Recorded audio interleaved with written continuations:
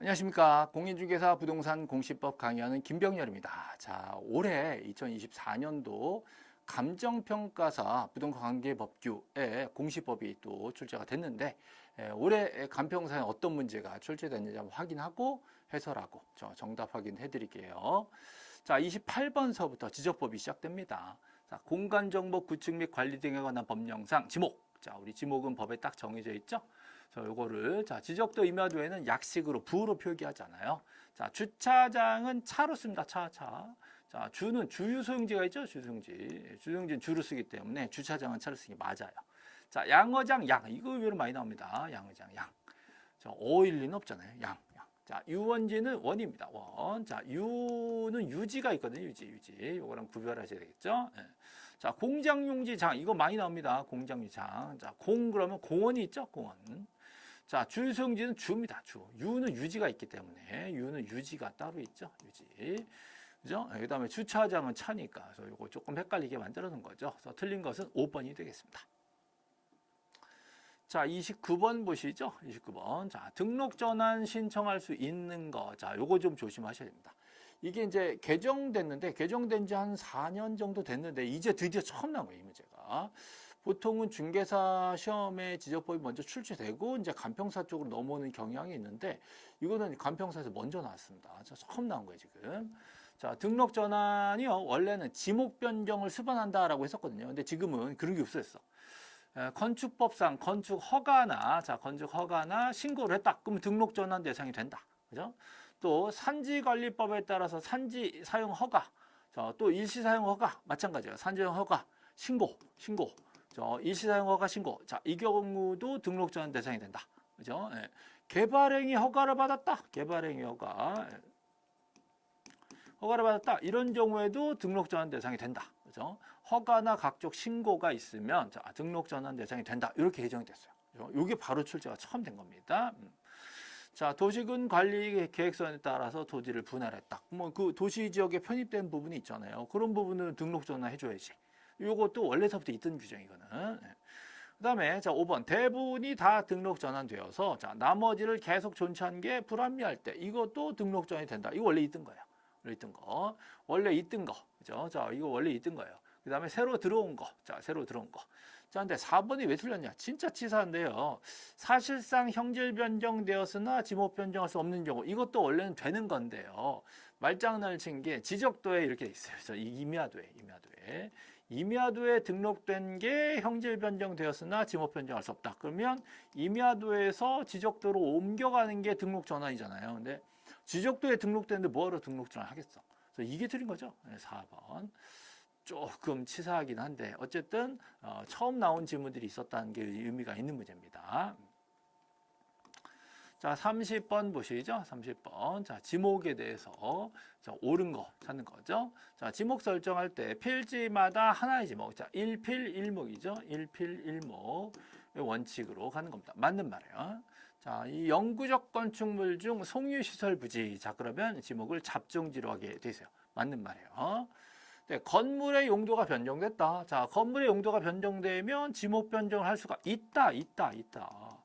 건물에 따라서 토지 용도가 달라질 수 있단 말이에요. 그래서 만약에 건물이 공장이면 토지는 공장 용지잖아요. 창고면 창고 용지. 건물 용도에 따라서도 지목 변경할 수 있다. 틀렸어요.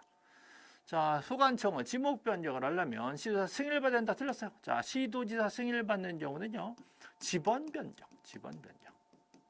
요 승인 받는 거예요. 지번 변경. 또 지적 공부를 반출할 때. 이럴 때 승인 받는 거예요. 그다음에 축척 변경. 그래서 반지축 이렇게 오거든요. 반지축. 자, 승인 받는 경우는 반출. 지번 변경, 축척 변경. 그래서 지목 변경에 대해서는 그런 규정이 없습니다. 지목 변경은 용도 변경 냈을 때 소유자가 60일에 신청해서 하면 되는 거예요. 그죠? 그래서 승인 사항이 아니다. 그래서 옳은 것만 고르면 기억하고 니은이 되겠죠. 네. 자, 31번 더 풀어보죠. 소유자에 대해서 옳은 것은 그랬습니다. 상당히 이제 응용 문제를 했습니다. 원래 이제 감정평가사의 지적법 같은 경우 약간 좀 뭐랄까 조금 단순한 이런 문제들을 좀 냈었는데 이 문제는 조금 복합적으로 낸 부분이 좀 있습니다. 자, 토지대장에 또는 임야대장에 대장이 4개 있거든요. 대장. 자, 토지대장, 임야대장, 공유지연명부, 대지권 등록부 이 대장 4가지. 여기에는 소유자의 성명과 자, 또 주소와 자, 등록번호가 다 들어갑니다. 명주번 들어가고요. 여기에 이 소유자가 언제 들어왔는지 변동 원인과 일자가 들어와요. 변동 원인 일자가 같이 들어오게 돼 있어요. 근데 자, 주민등록번호는 등록하지 않는다. 이건 틀린 말이지. 그죠? 자, 공유지 연명부도 대장이거든요. 여기 소유자 변동 원인과 일자 포함된다. 변동 원인 일자가 다 들어오거든요. 그다음에 토지 이동이 있다. 토지 이동, 토지 표시가 새로 정해지거나 변경, 말소됐을 때 보통 신청이 있어야 돼. 근데 신청이 없으면 자, 직권으로 할 수가 있답니다. 자, 직권을 하기 위해서는 이제 계획을 세우거든요. 또 토지 이동 현황 조사 계획을 세우고 자, 이 계획에 따라서 직권으로 가능합니다. 직권 가능합니다. 신청이 있으면 좋겠는데 없으면 직권으로 가능하다. 그래서 할 수 없다. 틀렸죠? 자, 바다로 된 토지 말소해야 되겠죠? 자, 소유자가 말소 신청을 할 수가 있어요. 자, 90일 이내에 말소 신청을 하도록 되어 있습니다. 만약에 신청이 없으면 그땐 직권으로 말소할 수도 있게 되어 있는 거죠. 그래서 신청할 수 없다 그러면 틀리겠죠. 다 틀렸네요. 그죠? 네. 자, 이거 5번. 이것도 되게 오랜만에 나온 거예요. 자, 도로라든가 뭐 하천이라든가 유지라든가 이런 지목이 되는 토지를 우리 공공사업이라고 얘기하거든요. 자, 이런 경우 합병하려면 자, 합병 신청 의무가 생깁니다.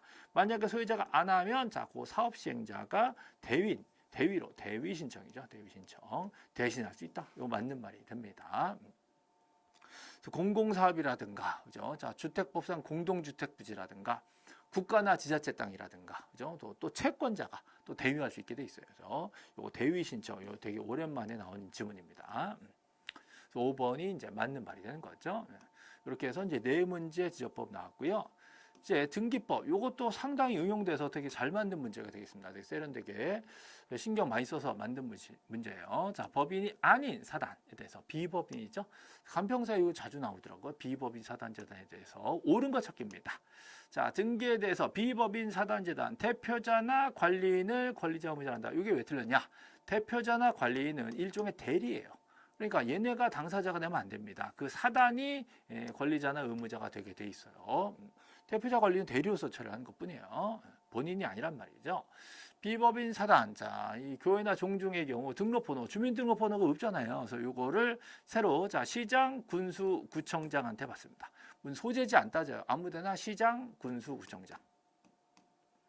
시장, 군수, 구청장한테 자, 등록번호를 받게 돼 있어요. 3번, 자, 권리에 관한 등기를 비법인 사단의 명의로 할 때, 자, 당연히 대표자 관리인의 자, 성명, 자, 주소, 그다음에 등록번호까지 자, 기록한다. 기록하지 않는다. 틀렸어요. 기록한다. 자, 4번. 비법인 사단은 사용자 등록을 하고 전자신청할 수 있다. 안 돼요. 자, 전자신청에 대해서는 자연인 법인까지 돼요. 자연인 법. 외국인도 자연인이가 되고요. 비법인 사단재단은 전자신청은 아예 준비를 못하고 있습니다. 사용자 등록 자체가 없습니다.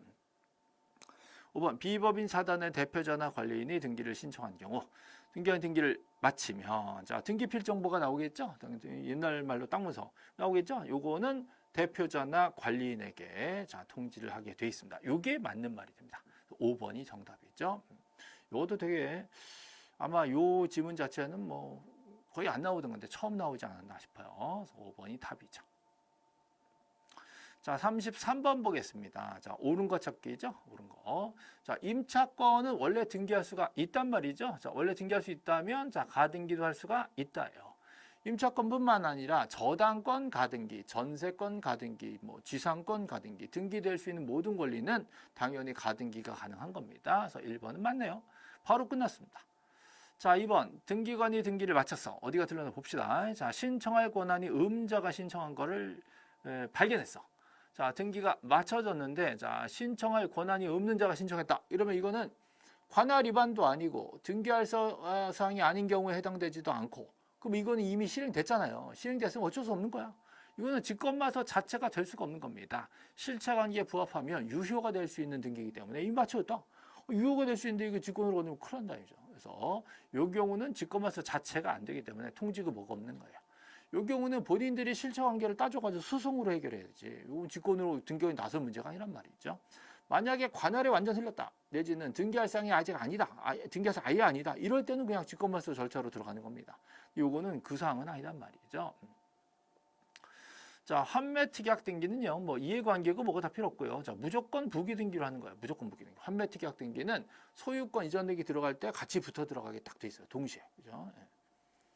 4번 미등기 토지에 대해서 매매 계약서를 자 소유권 증서로 해서 자 보존 등기 안 되지.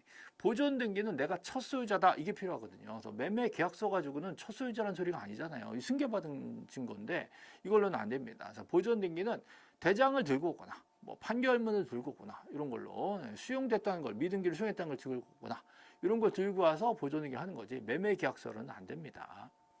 자, 5번 등기관의 직권으로 말소 처분에 대해서 자, 이의신청하면 자, 효력 정지 안 돼요. 집행정지 되지 않는다. 그죠?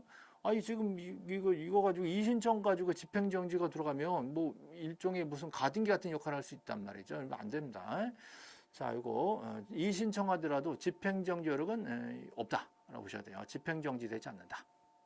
그래서 1번이 맞는 말이죠.